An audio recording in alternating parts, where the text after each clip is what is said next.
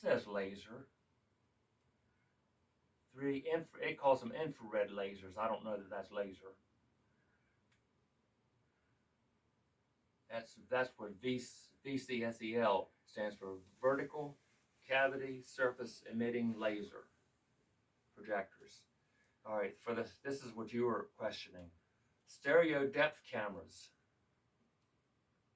Two stereo depth cameras capture the reflected light pattern, creating a 3D representation of the object. And then it can also capture the texture or the color, or make it realistic. And I didn't want that. All I wanted was the model. Mm-hmm.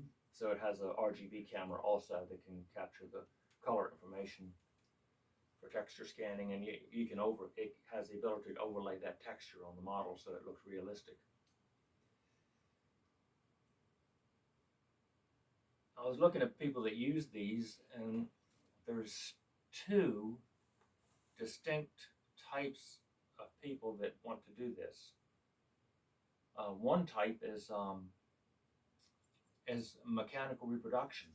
For example, they want to scan a part off of their car and be able to have it made or 3D printed or something like that to reproduce it. And this is and they are interested in very good tolerance of measurement. The other people that do are people that do models, and in particularly in 3D gaming, or I don't know, you probably don't get into this much, but there's a big following of computer gaming, and they like to make their own models that work in the game itself. Mm-hmm. So they make themselves a model, and then they scan it, and then they put it in a computer, and then they have a model that they can use that's their own in the game for having a character, for example. They're just very interesting. It's just has a lot of depth.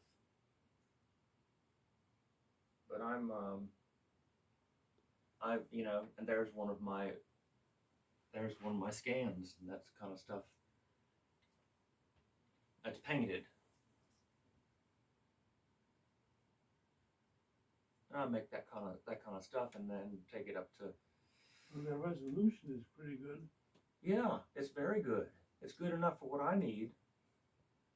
Yeah.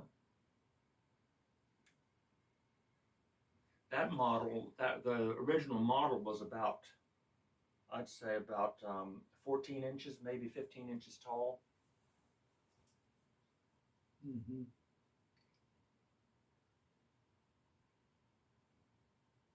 And the resolution of the 3D printer also. See, that was done on this printer.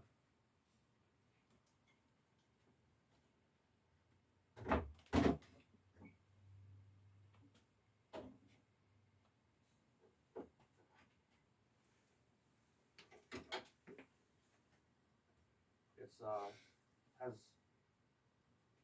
has a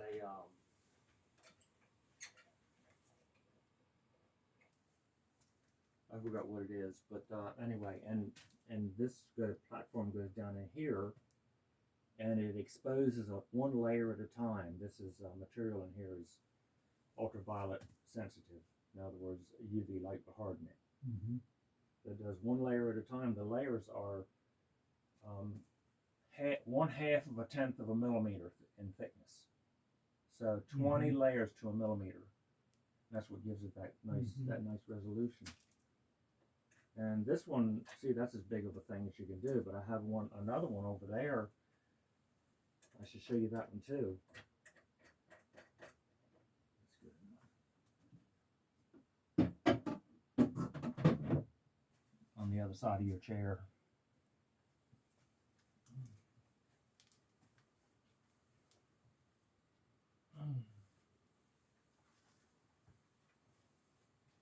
This one here is same thing, only bigger. And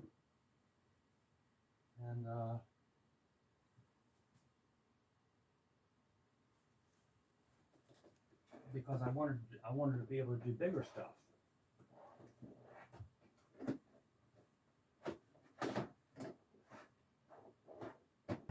I made it hollow. Those are so that the liquid could fall out, so it wouldn't use so much stuff. But you can see you can't squeeze it, but it's squeezable. If I printed one that big again, I would. This was just a test piece. I would make it hollow, but they allow the software allows for you to put a structure inside so that you can't squeeze it. Mm-hmm.